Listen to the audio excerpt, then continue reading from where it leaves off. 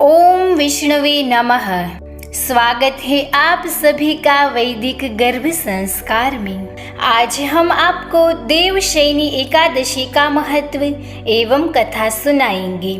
इसे हर गर्भवती माँ ध्यान देकर अवश्य सुने, क्योंकि एकादशी के दिन कथा सुनना या पढ़ना अति उत्तम माना जाता है और यह गर्भस्थ शिशु के लिए बहुत ही फायदेमंद साबित होगा, क्योंकि धार्मिक बातें सुनने से या पढ़ने से शिशु में आध्यात्मिक गुणों का अच्छी तरीके से विकास होता है।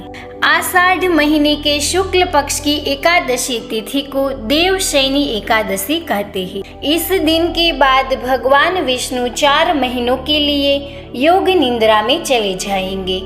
फिर कार्तिक माह के शुक्ल पक्ष की एकादशी तिथि यानी देव उठनी एकादशी पर विष्णु जी जागेंगे।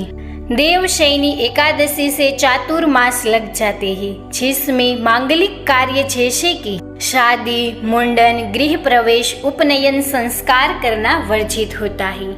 इन 4 महीनों में शुभ कार्य करने से अशुभ फल की प्राप्ति होती है। तो आइए जानते हैं समस्त पापों का नाश करने वाली देवशयनी एकादशी यानी पद्मा एकादशी की पावन कथा। धर्मराज युधिष्ठिर ने कहा, हे केशव, आषाढ़ शुक्ल पक्ष की एकादशी का क्या नाम है? इस व्रत के करने की विधि क्या है? किस देवता का पूजन किया जाता है? श्री कृष्ण कहने लगे कि हे युधिष्ठिर, जिस कथा को ब्रह्मा जी ने नारद जी से कहा था वही कथा मैं तुम्हें सुनाकर बताता हूँ। एक समय नारद जी ने ब्रह्मा जी से यही प्रश्न किया था। तब ब्रह्मा जी ने उत्तर दिया कि हे नारद, तुमने कलयुगी जीवों के उद्धार के लिए बहुत ही उत्तम प्रश्न किया था, क्योंकि देवशयनी एकादशी का व्रत सब व्रतों में से उत्तम है। इस व्रत से मनुष्य के सभी पाप नष्ट हो जाते हैं। मनुष्य इस व्रत को नहीं करता तो वह नरकगामी होता है। इस व्रत के करने से भगवान विष्णु बहुत ही प्रसन्न होते हैं और इस एकादशी का नाम पद्मा एकादशी भी है। अब मैं आपको एक पौराणिक कथा सुनाता हूँ, जिससे आप ध्यान देकर सुने। सूर्यवंश में माधाता नाम का एक चक्रवर्ती राजा हुआ था, जो सत्यवादी और महान प्रतापी था। वह अपनी प्रजा का पुत्र की भांति ही पालन किया करता था। उनकी सारी प्रजा धन धान्य से भरपूर और सुखी थी। उनके राज्य में कभी अकाल नहीं पड़ा था। एक समय उस राजा के राज्य में 3 वर्ष तक वर्षा नहीं हुई। अकाल पड़ गया। प्रजा अन्न की कमी के कारण अत्यंत दुखी हो गया। अन्न ना होने के कारण राज्य में यज्ञादि भी बंद हो गए। एक दिन प्रजा राजा के पास जाकर कहने लगी, हे राजा, सारी प्रजा त्राही त्राही पुकार रही है, क्योंकि समस्त विश्व की सृष्टि का कारण वर्षा है। वर्षा के अभाव से अकाल पड़ गया है और अकाल से प्रजा मर रही है। इसीलिए हे राजन, ऐसा कोई उपाय बताओ जिससे प्रजा का कष्ट दूर हो। राजा माधाता कहने लगे कि आप लोग ठीक कह रहे हैं, वर्षा से ही अन्न उत्पन्न नहीं होता है। आप लोग वर्षा न होने से अत्यंत दुखी हो रहे हैं। मैं आप लोगों का दुख समझता हूँ।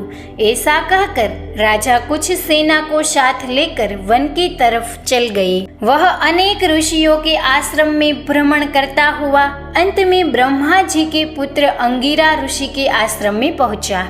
वहाँ राजा ने घोड़े से उतरकर अंगिरा ऋषि को प्रणाम किया। मुनि ने राजा को आशीर्वाद देकर कुशलक्षेम के पश्चात उनके आश्रम में आने का कारण पूछा। राजा ने हाथ जोड़कर विनती भाव से कहा, हे भगवान, सब प्रकार से धर्म पालन करने पर भी मेरे राज्य में अकाल पड़ा है। मेरी प्रजा अत्यंत दुखी है।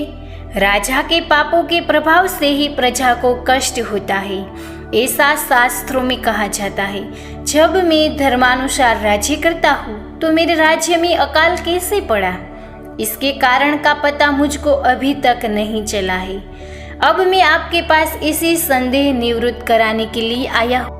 कृपा करके मेरे इस संदेह को दूर कीजिए, साथ ही प्रजा के कष्टों का निवारण करिए। मुझे उपाय बताइए। इतनी बात सुनकर ऋषि कहने लगे, हे राजन, यह सतयुग सब युगों में उत्तम है। इसमें धर्मों का चारों चरण सम्मिलित है, अर्थात इस युग में धर्म की सबसे अधिक उन्नति है। लोग ब्रह्म की उपासना करते हैं और केवल ब्राह्मणों को ही वेद पढ़ने का अधिकार है। ब्राह्मण ही तपस्या करने का अधिकार रख सकते हैं, परंतु आपके राज्य में एक शूद्र तपस्या कर रहा है। इस दोष के कारण आपके राज्य में वर्षा नहीं हो रही है। इसीलिए यदि आप प्रजा का भला चाहते हैं तो उस शूद्र का वध कर दो। इस पर राजा कहने लगा, महाराज, मैं इस निरपराध तपस्या करने वाला शूद्र को किसी तरह मार नहीं सकता हूँ। आप इस दोष से छूटने का कोई दूसरा कारण मुझे बताइए, दूसरा उपाय बताइए। तब ऋषि कहने लगे, हे राजन, यदि तुम अन्य उपाय जानना चाहते हो तो सुनो।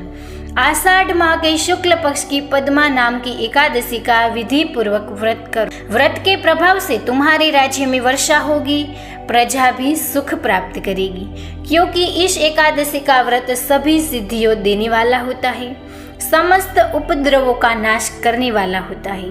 एकादशी का व्रत तुम प्रजा, सेवक तथा मंत्रियों सहित करो। मुनि के इस वचन को सुनकर राजा अपने नगर को वापस आए और विधि पूर्वक पद्मा एकादशी का व्रत किया। उस व्रत के प्रभाव से वर्षा हुई, प्रजा को सुख पहुंचा। अतः इस माह की एकादशी का व्रत सब मनुष्य को करना चाहिए। यह व्रत इस लोक में भोग और परलोक में मुक्ति देने वाला होता है। इस कथा को पढ़ने और सुनने से मनुष्य के समस्त पाप नाश को प्राप्त हो जाते।